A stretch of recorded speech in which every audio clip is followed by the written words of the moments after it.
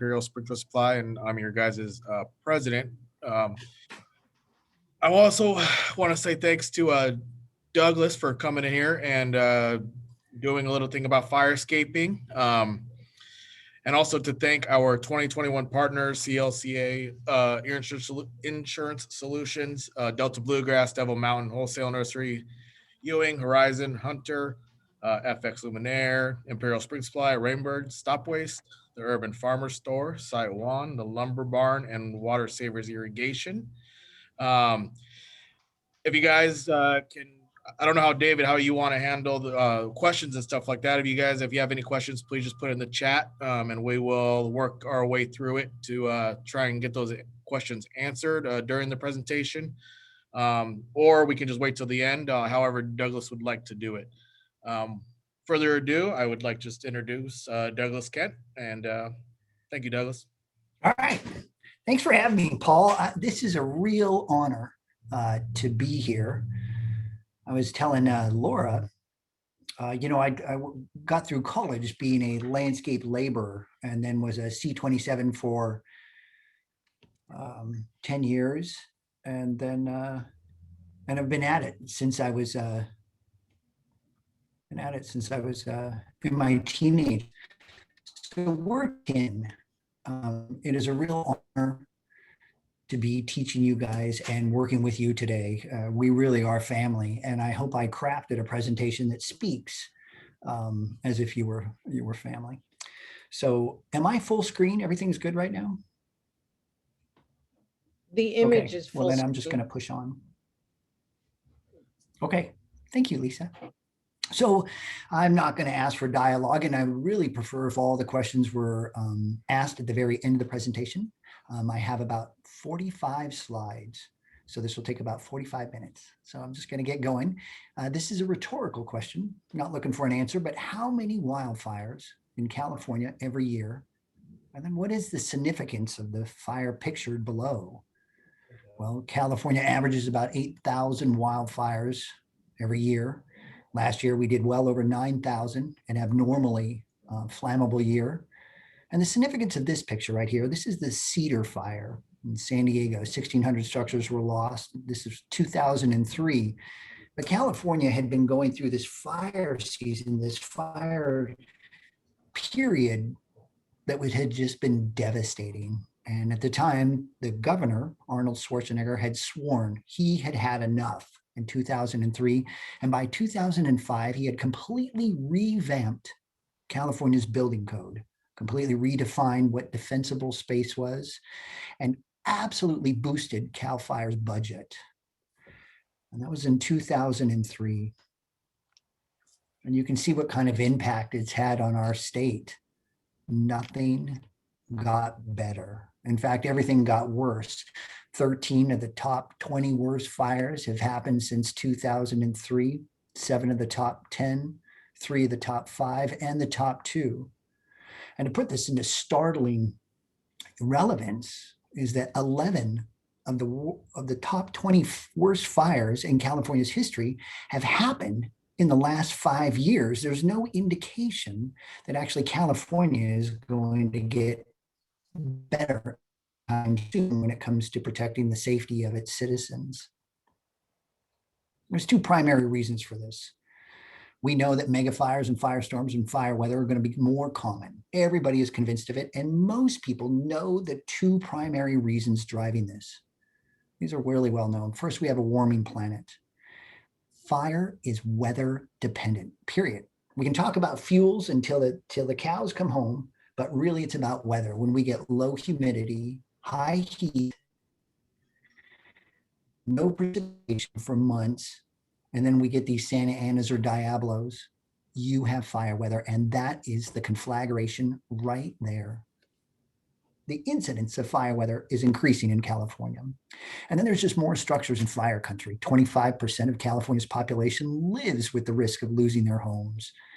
So we have a warming planet and then just more assets in fire country, more to lose when we do have a conflagration, but it's not just a warming planet and more people. In action, voluntary rates of compliance with state fire code are dismal in California and usually average well below 25%. Suppression, we've been beating back fire for so many decades that we have just these incredibly ignitable and combustible landscapes. We've altered the hydrology. We pulled up groundwater, which has completely changed the foothill ecology at the base of all our mountains, San Gabriel's, the Sierras. And then lastly is California now can grow plants that grow 4 to 5 feet tall in 4 to 5 months. That was not possible 250 years ago. Since the 1950s, we have been dumping hundreds of tons of nitrous oxides into the atmosphere. And nitrogen is the nutrient most needed by, and so we've absolutely altered our soil ecology as well and created an abundance of new different fuels. Some of those plants that grow really fast would be fennel, black mustard, tree of heaven, castor bean. Those are just some of our weeds that can just grow gangbusters. So here I am covering today is just the basics of what an effective defense is. So I'll briefly be covering roads, structures, small properties, defensible space, the role of plants in fire protection, and then just a 2-slide conclusion. Hopefully I'll leave enough room for question and answers. So roads, we always start with roads, So you as a landscaper, your analysis of a community on how flammable it is actually starts miles before you get to your site. You're looking at all the roads. Can emergency personnel come in? And can those residents flee out of there? This cannot be understated. More lives are lost on roads than anywhere else during a firestorm. And 19 of the 25 people that lost their lives in the Oakland-Berkeley fire in 1991 lost them on roads that looked exactly like this is pictured. This used to be and was designed as a 2-lane road, but because of the densification of California and the more people living on each property, everybody has a car now that went on and took this 2-lane road and made it a 1-lane road. You have dead vegetation on the right side of it, overhanging branches on the left side of it. No fire engine would actually go up that road. Here are just some other quick examples that we see in all the time in fire country. Here again, a 2-lane road that was turned into a 1-lane road because of no off-street parking. To the right is a common situation where we have just flammable items right up against the road. If this storage bin ignited, it would ignite the structure next to it, absolutely shutting down that vital artery. And then the picture below is classic. Canyon Bottom, Northern California, that's in Mill Valley. No fire engine would go down any further than that road right there. That's where they would stop, and all houses would be left undefended. So the characteristics of a good road when you're doing an analysis for a client is 1, make sure everything's visible. Addresses, street signs. Remember, during a conflagration, power may go out, and a lot of the winds really kick up because of the pressure differential. Winds really pick up at night. So you really need visible signs. Make sure if you do not have standards for road width 27 feet, you're in the Oakland-Berkeley Hills, you may be only averaging 14 or 16 feet. If that's the case, look for opportunities for off-street parking. So the people that do not flee or that they're on vacation and just leave the car on the street can actually park it someplace that it doesn't clog the street. Rollaway curbs are fantastic. Those are those mountable curbs, and they allow emergency personnel and rapidly turn around and get out of there. Want to make sure there's no less than 5 feet of clearance on either side of the road. Cars are a common source of wildfires in California. Make sure that the vegetation along the road is well kept and free of all the dead and fine material that would catch that firebrand and ignite. And so here's just some things that anybody can do, whether you're a renter, contractor, homeowner, rich, poor. There's so much stuff we can do in fire country that doesn't take money. First, remove the dead, dying, and diseased vegetation. This is fire in urban areas. Make sure your address is visible. Cannot stress this enough. Create off-street parking. manage overhanging branches. We need some overhanging branches, but just not an enormous amount, and then communicate and negotiate with neighbors.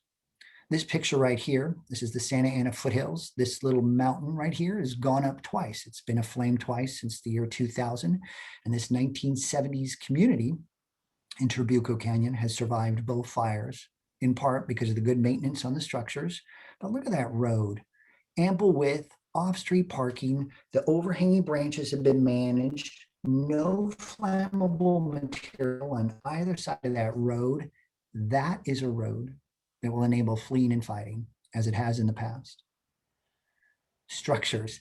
I know we're landscape architects, landscape professionals and landscape contractors, but you really have to be able to discuss structures with your client. More structures are lost to firebrands than direct flame contact by far. This is a picture that an individual sent me from his street during the Wolseley fire. 4 houses were lost on his street. There is no fire in his canyon. These firebrands were picked up by 40-mile-an-hour Santa Ana winds and pushed over the ridge and down into those firebrands ignited the most flammable objects, which in his valley just happened to be the homes. So more than 60% of the homes lost in the Wolseley fire, and that was about 1,600 structures, were lost to firebrands, not direct flame contact. We need to, as landscape professionals, be able to do an analysis of structures.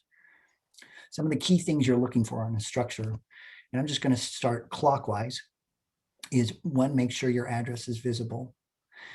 2, all openings are screened with no less than 1/8 inch wire metal mesh. If you live next to the ocean or any kind of marine environment, check those screens regularly as they are quick to corrode in salt air. Nothing but the most flammable roof, which is the state law. Sorry about that.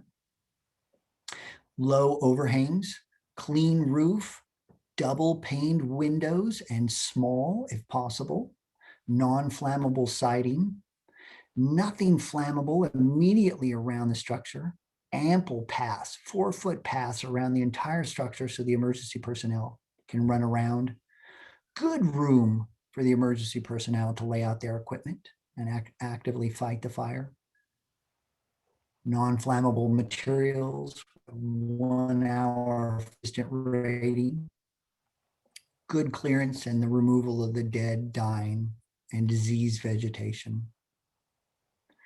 This is the old fire in San Bernardino back in 2003. It was a tough year. And this is one of the survivors. And you can see, look at this great structure, non-flammable roof, non-flammable siding, ample pathways around the structure allowed the firemen. And we know they got firemen here, we can tell, because of the dark vegetation and the light vegetation. This light vegetation went to ash. It burnt completely to ash. This black was actually put out before it went to ash.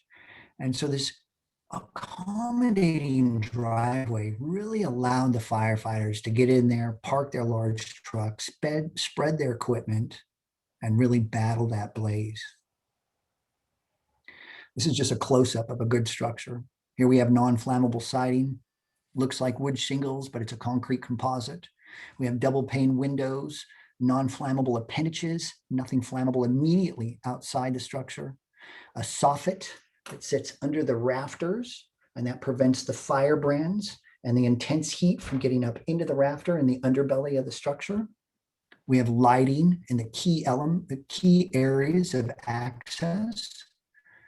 If you're ever given the evacuation order, you're going to close your house down as tight as absolutely possible so firebrands can't get in. And then you're going to unlock all the doors and leave all the lights on.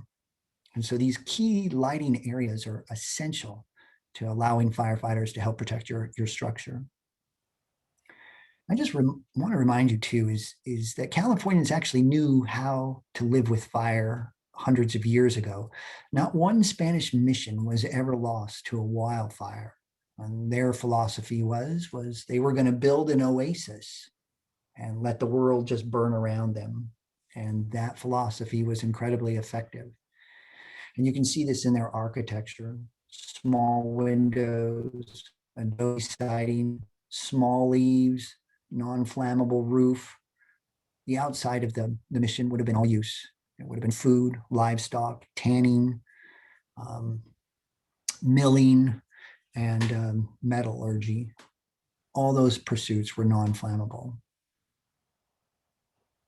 Driveways. I've been lucky enough to do some drive-alongs with some firemen, and driveways are an essential part of attracting firemen to your property or your client's property.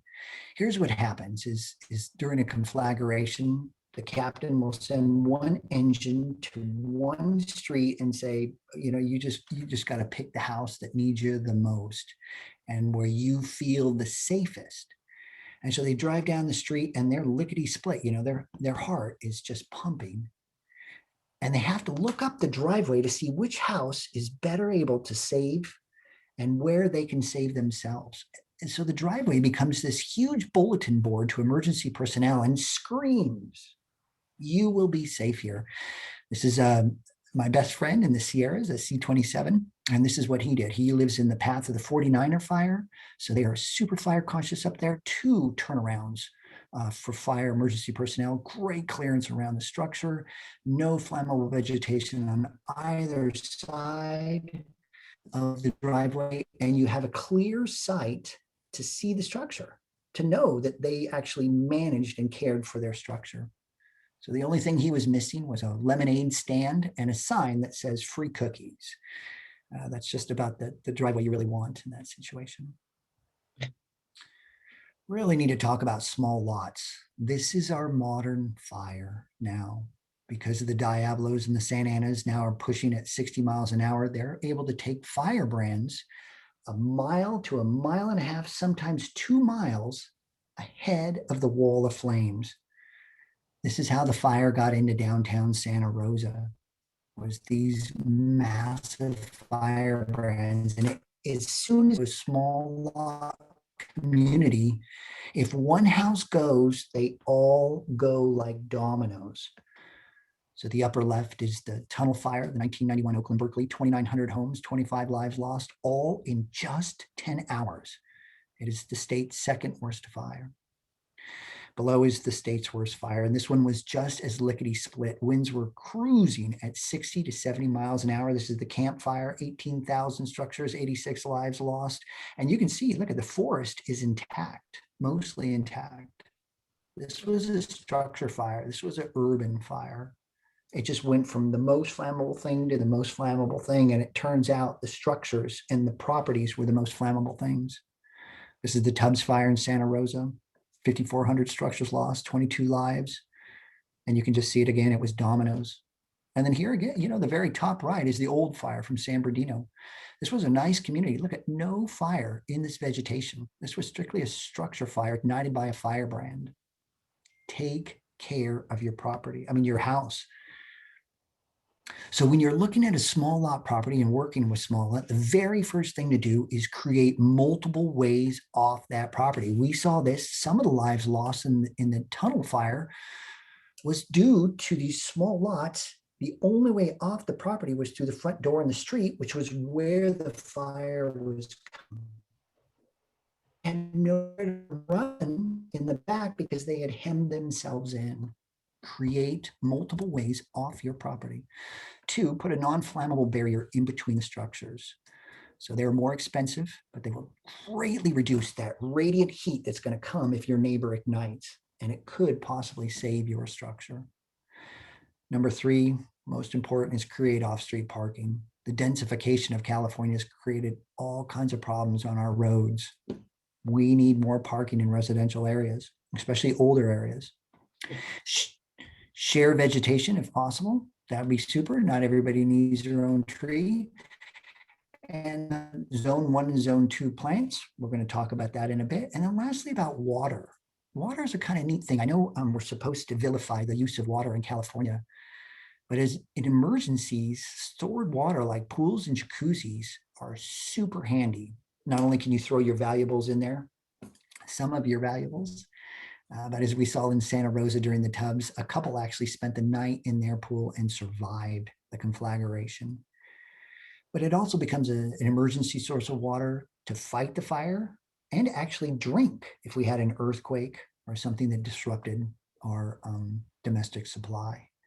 So it's actually water in our environment that's totally usable. So sometimes we kind of really need to rethink conservation. And this is just a great example. This is Mount Washington in downtown LA. They suffer from wildfire because of the super steep and many ignition sources. The house to the left, just terrible. The fascia is peeling away, allowing firebrands to stick to it. It's prying from the roof, allowing firebrands to stick. The lap strake siding is prying apart. Even it's just missing pieces, which means the firebrands can actually penetrate the inside of the structure. You have a single pane, large window. This is 1970s. If you threw a rock at it, it would just shatter. All the overhangs, so the shading and the walkway here, there's no paint on the undersides of them. So if a firebrand in hot weather got underneath there, it would ignite. This house is a firebrand trap. The house to the left is just the opposite: non-flammable siding, non-flammable appendages, protected overhangs. And there you go. And the problem is that these are the two different building codes, late 1970s, current, and I'm not too sure that the house on the right would survive if the house to the left was inflamed. Here's some things we can do on structures, no matter what, no matter how much money you have, or whether you're an owner or a renter. Ensure all your openings are screened. This is so important. I did an analysis post Wolseley fire. Guy had spent $250,000 on his landscape, and he just called me in to make sure I did everything good. And I said, well, let me look at your structure first. And I went up to his roof and poked his screen with my finger, and it shattered. He had just spent $250,000 protecting himself in his landscape, and it was a $5 part that was going to do in his house. Manage your openings first. Clean all your roofs and gutters are particularly problematic because it's the junction of the rafters, the beams, and the post. So if a fire starts in a gutter, it can actually get transmitted one of three ways. Keep your gutters clean. Manage and fill your gaps. If this was my siding, right here, I would take a pressure washer, blast that paint off, fill it with putty or silicone, and then slap a coat of quick paint on it. And that would be enough to have those firebrands hit it and drop, hit it and drop. There's nothing for that firebrand to stick to. Wood structures can survive fire country. But then make sure that your address is visible. Okay, defensible space. I'm in our wheelhouse. Sorry for the delay. This is the zone theory. I'm sure most of you, especially the professionals, are well acquainted with the zone theory. It was developed in the 1970s after the 1961 Bel Air fire. It's now an international model of home site protection. And it revolves around zone 1, which is the garden zone. And this is the zone that has to endure those firebrands and intense heat without ever igniting. So zone 1 typically is from the structure to 30 feet out. They've extended this one, it looks like, to 50 feet. Zone 2, the primary goal here is where the fire is absolutely stopped. Green belt, and it's irrigated and nice, or it's mineralized like this homeowner did. The fire is stopped in zone 2. And then zone 3 is where we gradually reduce the severity of the fire. We reduce it. So this is CAL FIRE's model of home site protection. And this picture was their model picture. The only problem with this model is it's really not the homes we're losing in California. This is like the Brad Pitt of living in fire country. I mean, who has that much water and that much space? These weren't the average homes we're losing in California. because this is an abbreviated presentation, I'm going to focus on from the structure to just 30 feet out. And I'll tell you why. If you have a fire hardened house and just 30 feet of defensible space, you have more than a 90% chance of success. That is what Arnold Schwarzenegger should have concentrated on. Homes 30 feet. After the Cedar Fire in 2007, the LA Times found that 90% of the surviving homes had only 30 feet of defensible space, not the 100 feet that the governor had recommended. So let's start with just zone one, defensible space. And again, its primary job is to withstand those flying embers, those firebrands, and intense heat without ever igniting. So before we get into the 30 feet, we need to talk about the first 5 feet. The 5 feet are absolutely critical. And this is the reason. If I have a fire that burns to 3 feet tall and it sends out radiant heat, it's a bubble of heat. But if I put that bubble of heat up against a vertical surface, you get the heat and you get compression. And with compression, you get rapid convection. And with this convection, you have a 3-foot flame that all of a sudden grew to 6 to 7 feet. If you get a fire started next to your structure, that fire, even though it could be small, could easily reach the trim of your windows, the underside of your eaves, or even penetrate an unprotected opening. Manage those first 5 feet. It plays a disproportional role. So avoid any kind of storage, no flammable plants. And in fact, it is illegal in some areas to put woody mulch up against a structure now. So you're using humus or inorganic mulches. Avoid the use of any kind of fabric. So that's seat cushions, umbrellas, awnings. And during fire weather, if you have those, you're bringing them inside. And then watch out for shade devices within that first 5 feet. They are problematic. I have 2 slides on shade devices. So can you guys see this in this picture? I was doing an analysis for the city of Anaheim. And you can see the problem right away. It's ugly. The lumber up against the the lumber right up against the house. Everything in this community was rating good. Architecturally, it was fantastic. Screens were great. Roofs were phenomenal. Access around these structures were great. This is an extra high fire hazard area. And yet this individual put lumber and plastic right up against their house. This is what we have to avoid. Everybody thinks firescaping is some kind of great design, when in fact, it's just basic housekeeping in so many situations. Now, shade structure, they are problematic in fire country. They degrade faster. Their life is about 10 to 12 or 13 years without much maintenance. And they become brittle and split open, and they can catch the shade structure ignites, and it is attached to the structure. You're a goner. In fact, LA County has now said shade structures cannot be even 5 feet close to a house. That's how important role they play. And this is an unpermitted shade structure. Not only did they attach it to the house, but they attached it underneath an overhang. And it's made from small slat wood, which is illegal in many counties in fire country now. It has to be no less than a 2x4. And it's absolutely poorly maintained with many holes for fire brands. This is what danger looks like in fire country.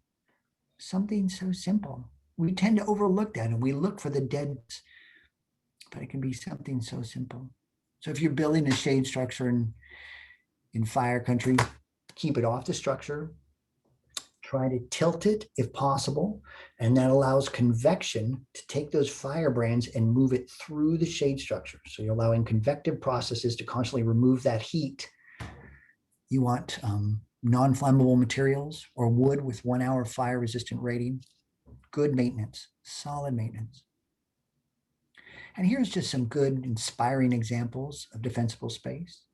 To the left, non-flammable materials, big stable paths that are no less than 4 feet, great separation between your dominant trees, in this case, the olives, and just no dead, dying, or diseased vegetation. Hillside lots where flame lengths can easily exceed 30 feet. This is about your only strategy, is to irrigate and keep that vegetation low.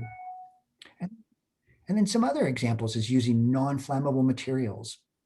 Even this chair, this is a vinyl chair, and vinyl is PVC, and PVC really doesn't ignite in a fire. It just kind of oozes and melts. So everything in this landscape is just fantastic. Even their mulch is only 1 inch, not 4 or 5 inches, just kept enough to aid the health of the plants. Tree separation, absolutely paramount in fire country. And this recommendation, this illustration, is widespread. It's an industry standard across the nation. And it's not much to explain here. It's really well understood.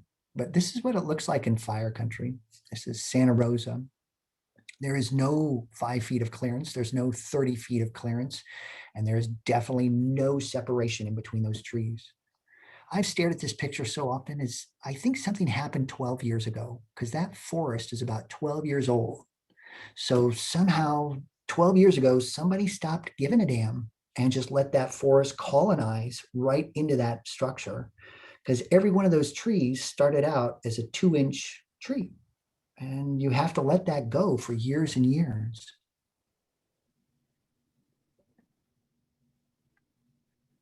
This is some of the work I've done in the Sierras, creating fire-resistant properties. This is C27. And here we just really cleared out a lot of manzanitas. We created islands of trees instead of just one tree. They were structurally dependent, so we felt it was better to create islands of trees. Here again, we moved massive trees here, created a big open space meadow, threw irrigation up into the structure, and then created this huge, nothing less than a 4-foot path. Remember, emergency personnel are going to be carrying stuff, and nothing less than a 4-foot path in fire country. Fences. Well, this picture says it all. The fences for fires. And you can see this Italian cypress would go up lickety split. That grape stake fence should have been replaced 7 years ago, which is tragic because on both sides of this fence are historic homes. So, and this is some of the ways to get around these sorts of things, is restrict flammable materials. So try to get clever with your use of wood and try to avoid it if possible. And here this homeowner did it with very little wood and Texas privet. So this is where we need those creative designers to come up with solutions. Now, I've worked in a nursery for years, and I know loads of people come into nurseries for plans for privacy. Privacy drives so many of our decisions in urban areas. And just look at this picture just for a second. You guys all see what I see? The Mexican fan palm. So I'm bringing this picture up to make a point here. Is I was doing that analysis for the city of Anaheim, and I ran into this, and it dawned on me at least 5 groups of people didn't see this Mexican fan palm. Now, this fan palm was never planted. They're a weed down here in Southern California, and they grow a new ring every year, and I calculated it up. That's about 8 or 9 years old, with that pup is about 2 to 3 years old. And so we had the homeowners that never saw anything or did anything. We have the landscape contractors that never did anything, the landscape committee that never did anything, the HOA board that never did anything, and the OC Fire Authority, which has the contract to provide compliance, never said anything. Listen, sometimes living in fire country means being the tough parent, being the mean parent. If we see something, we have to say something. And the tragedy with that fan palm is not that those 5 groups missed it, is that it would have been $20 to remove it when it's this tall. Now you're looking at a minimum of $1,400 to remove that palm. And so we just have to be a little more diligent in what we see and what we say. So these are some things that anybody can do, renter, poor, rich, doesn't make a difference. Remove all flammable items within that first 5 feet. Remember, it's compression and convection creates high danger right there. Remove dead, dying, and diseased vegetation. This is the kindling. This is how fires start. A firebrand comes in and ignites the finest material, and that finest material, and then it just grows. Remove that fine material. Maintain an inviting driveway, and do not let your plants dry out. I'm sure during the Tubbs fire, Santa Rosa, the whole Napa, Sonoma County got hit by that drought so hard. The Russian River was really drying up, and every city just turned off their irrigation. We turned off the parkways, we turned off the mediums, and everybody turned off their front yards, whether you're commercial, municipal, residential property. And so by the time that firestorm of 2018 hit that area, they hit a parched landscape. So if you're not going to water it, we've got to start removing it. We can't have water dependent plants not receiving water. So we have some policy work to do, I think. And then plants, here we go, almost there. Now, wool coals, you guys are familiar with wool coals, list about 2,800 plants for California gardeners. And to classify all 2,800 is super problematic. So what I have found is that memorizing plant characteristics is more important than knowing plant lists. And so broadleaf plants are less flammable than like conifers. And so big leaf opposed to small leaf. Moist and easily bent leaves. So if you can take the leaf and kind of twist it without it breaking, it's less flammable than anything that snaps when you twist it. So that would be like a coral bells and a dodia, a hopseed comparison. Hopseed is flammable. Thick leaves are less flammable than thin leaves. Low amounts of litter, no brainer. Sap that looks more like water. So if you have resinous sap, that's going to be more ignitable and combustible. Plants without a fragrance, which means high in oils, and oils are flammable. Plants with silver or gray. A lot of our drought tolerant plants are silver or gray to reflect that solar radiation back into the atmosphere. And in order to get that gray, they pull up minerals from the soil. So gray leaves mean a high mineral content. And as a consequence, they're a lot less flammable. And then plants without hair, like cowitch, Fremontia, sycamore, all have hairy leaves, and they can be more flammable as a consequence. And there's really two types of plant lists in fire country to recommend. You have fire retardant and fire resistant. Now, fire retardant plants will wilt and sizzle extreme heat, but they really don't produce much of a flame. Fire resistant plants will produce a flame, but they kind of let it extinguish itself fairly rapidly. The fire retardant plants need a little more water than the fire resistant plants. And here's just some quick examples. Fire retardant, now this was all research done in the 70s and 80s.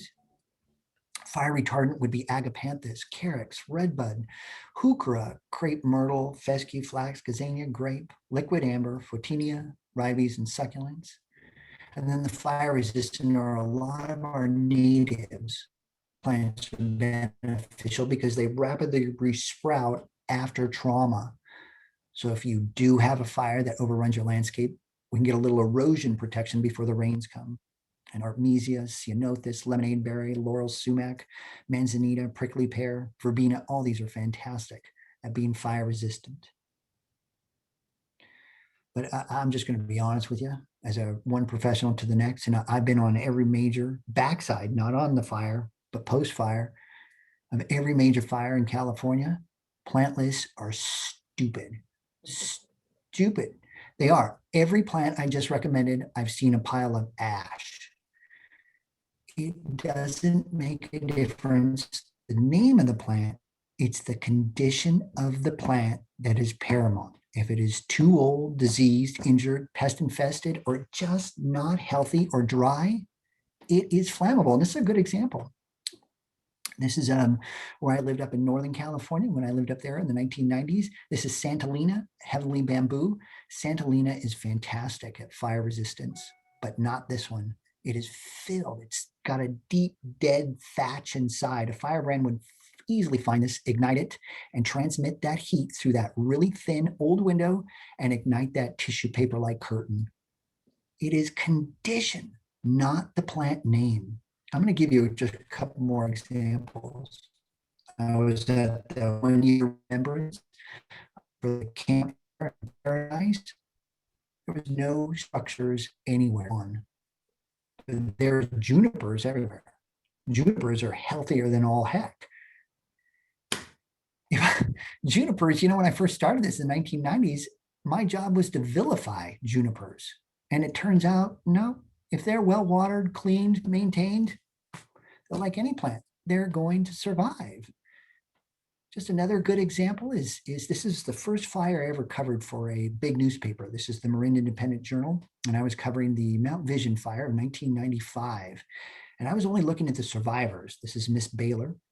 3 out of 4 homes on her block were destroyed, 87 homes total in that fire.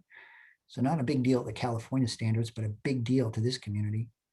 And she survived living in a bishop pine forest. Now, bishop pines are fire dependent. They need the heat to open those coal cracking cones and encourage fire. She survived because it just fire hardened structure, great maintenance, nothing remotely flammable or ignitable immediately around the structure, generous 4-foot paths, non-flammable materials, and even her mulch. She said she purposely kept her mulch to no more than 1/2 inch. She didn't let that those pine needles stack up to create this duff that was 4 inches. She also said she paid dearly to have arborists clean out the deadwood from her trees. Her neighbor, just 60 feet across from her, is gone, and her work paid off. We can live alongside fire, and we can live alongside dangerous plants. If our energy replaces fire, we become fire. We're the ones to remove the fine debris and the dead, dying, and diseased vegetation. We're the ones to take out a plant and replant. We are fire in fire country. So this is anybody can do, renters, rich, poor, remove the dead, dying, and diseased vegetation. I'm sure you're sick of me hearing that, but I swear that's how fires move. Replace vegetation before it becomes an economic liability and fire risk. Us guys, contractors, we're really good about that. Setting aside we're almost like farmers. We can set aside our emotions sometimes and say, yeah, I know, that tree is I planted that for my long lost relative, but it's time to go. Other people are not. It's really, we have to be that, encourage this removal of our urban spaces. And then do not let your plants dry out. We just need a policy shift in California. We just can't turn off a city's irrigation and expect everything to come out all right. Mm-hmm. So here's just a quick conclusion. One, if you live in fire country, just own it. Own it. Say it. Live it. Just own it. And I say this is so important. This is the Avenue of the Giants in Mendocino, and here's a great burn scar, and look at the forest is coming right back to create that same fire in another 7 to 10 years. Fire is completely natural. It's more indigenous than you and I to this state. We can decide it.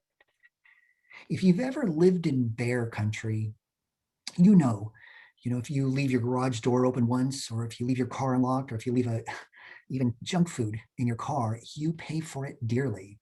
And if you did leave your garage door open, your neighbor would be right over and tell you, hey, you live in bear country. You really need to close that. It's the same thing in fire country, whether we're living in Canada, Oregon now, Nevada.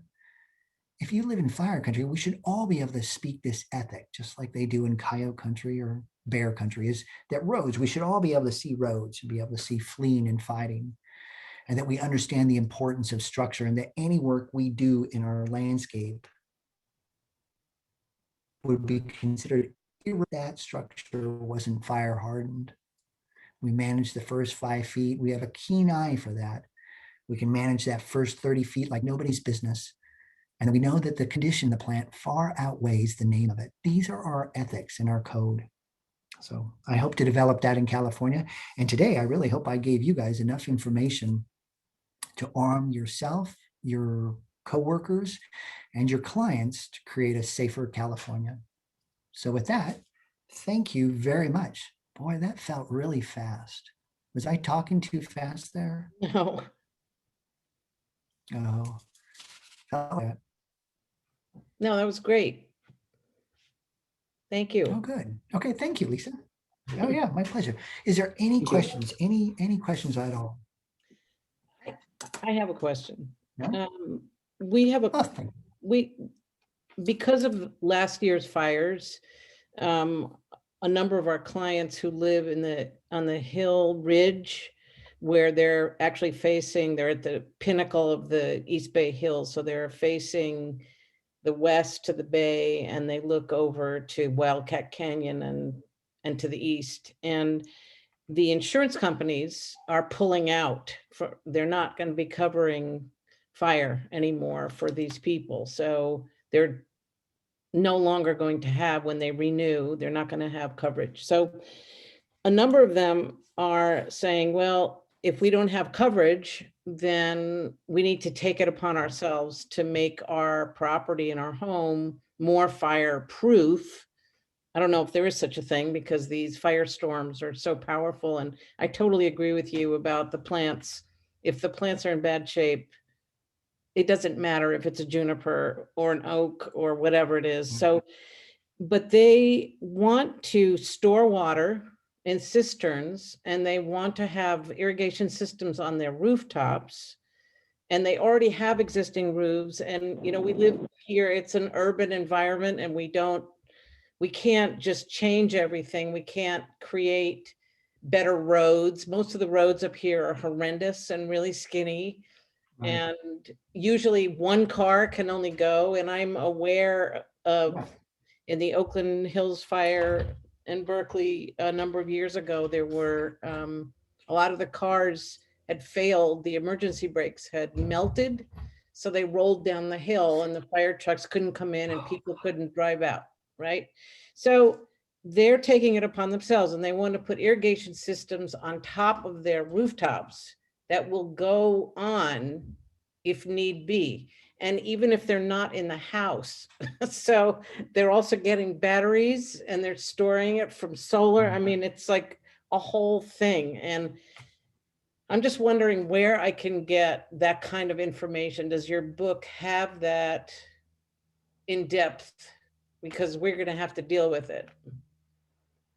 Well, just I want to bring up one point. It absolutely makes a difference. You can live in a wildfire. Absolutely. If you have all those things, you can easily survive. In fact, there's no reason to flee. When you're given an evacuation order with a property like that, you don't flee because it only operates better with you on site. No, that I know many survivors that have built just those properties and have absolutely survived. Yeah, so my book is a great starting point I have a whole chapter on emergency watering systems, but there's another organization called NorCal Firescaping. You may want to call them for maybe more details on how to design that system, but it's easy. I mean, you guys are all C27. It's just you're looking at 120 PSI, at 100 gallons a minute or something. So it's actually not very complicated stuff at all. I mean, we all do irrigation and that's really what it is. Yeah. But will we have irrigation if things are really bad and the system melts, leading up to the house and there's no electricity? Here's the thing. That's why we need people. That's why fleeing is so bad. I don't mean to be announcing Cal Fire, but every time you flee, remember a firebrand comes in, the firebrand fire starts this big. Yeah. Right. If nobody's there to knock it down that big, that's how it grows. So if you're on site with your hose and you're running around your perimeter, yeah, you'll survive. Your lungs may not survive and your mental health may not survive, but your house will. Right. Yeah, and it really, that's the way we got to go. If you're going to live in fire country, own it. Take responsibility. And it sounds like what these people are. And we're seeing that in Malibu too. People are hiring their own private fire departments now. because, you know, the firemen won't go up those small roads, so they're going to hire somebody that will go up those small roads. Yeah, I think sometimes it's a matter of money, what people can afford. And the way we've built some of these cities, and Berkeley in particular, and the Oakland Hills, I mean, it's really hard to create what you're talking about. Yeah, absolutely. And, you know, the fact that Berkeley and Oakland, you know, we had in 1923, you know, the 1991 fire followed that 1923 fire to a T. And we built the same exact thing right on the footprint. And yeah, so we're cuckoo pants. We really are. Yeah. Yeah. So Yeah. yeah. Okay, that's mild, isn't it? Right. Yeah, La La Land. I don't know what it is. Yeah, Oh, it's something. crazy. Yeah. Well, was there any more questions? That was a good one, Lisa. Thank you. Well, thank you. Hello, Doug, I have a question. Can you hear me? Yes, sir. Hi, this is Eric Santos. I just want to start off by thanking you. Great, awesome presentation. You had mentioned something that I was wondering about. You had recommended 1 inch of mulch, and we're seeing a lot of cities that are either requiring 3 to 4 inches of mulch, or water districts encouraging sheet mulching to get rid of lawn areas where you're putting down cardboard, letting it soak for a few months, and then installing 4 to 6 inches of mulch, Right. and or wood chips even. But there's a lot of talk about rebuilding soil health through utilizing 4 to 6 inches of wood chips. What are your thoughts? I mean, does that get back to the policy change that you had mentioned? Yeah, no, that Eric, that phenomenal question. That's MeWello. And if your city or county has adopted MeWello, they demand 4 inches of mulch. So fire code supersedes everything. So no ordinance could say you have to do, you know, you're a new development, you need 4 inches or 2 inches of mulch. And that's the law that we have in this county, and state law would supersede that. And so no, you could get away with 1/2 inch of mulch if you were in a designated high fire hazard area. And, you know, the mulching thing, you know, mulching thing is just, it's real political. We're trying to divert all this stuff from the landfills right now, and we're trying to divert it onto our landscapes. And what happens is it's just really problematic, because so many urban soils really aren't nutrient deficient. They don't need this huge, remember, we're getting so many nutrients from the atmosphere right now through the sulfur oxides, nitrous oxides, that no urban soils, according to research, actually comes up nutrient deficient. If there's any deficiency, it's deficiency in oxygen. And so you know, mulching is supposed to be a cure-all, but it's really just it's a landfill diversion technique. That didn't answer your question, but we do need some policy changes, I think. Great, thank you. Okay, maybe we could do a whole webinar just on that. I think I might have blown that question. Okay, that's all right. Okay. Hi, I have a question. I'm Stephen Canepa. I'm a Stephen? student at Colorado State right now. I'm currently in Colorado. And I am planning, I'm from the Bay Area. My family's from there, so I'm from the East Bay. So I have a question, like you're talking about mulches. I was thinking the other day we were talking about in our program about using like concrete, pulverized. It's like a renewable material they use. You take old concrete and they bust it turn it into gravel. Yeah. I don't know how much that costs, but I've heard it's not super expensive using gravel compared to other types of hardscaping, or I mean, it's probably more expensive than like wood mulch, but it could be, I don't know if that's probably a possibility. Right? No, yeah, inorganic mulches are used a lot in MeWello projects. So we'll use DG, river rock, gravel, pea gravel, all kinds of stuff in lieu right around our structures to protect them. So we definitely do that in California. The only drawback there is it kind of increases the heat of the property. It absorbs more solar radiation and increases ambient temperatures. So that's the neat thing about mulches, is that it actually cools a property. So Yeah, there's some trade-offs with any mulch. There's some trade-offs, big time. But if you're in the Bay Area and you really want to grow succulents or aloe, that would be the way to go, is inorganics. Raise that ambient heat just a little bit. Oh, thank you. Yeah.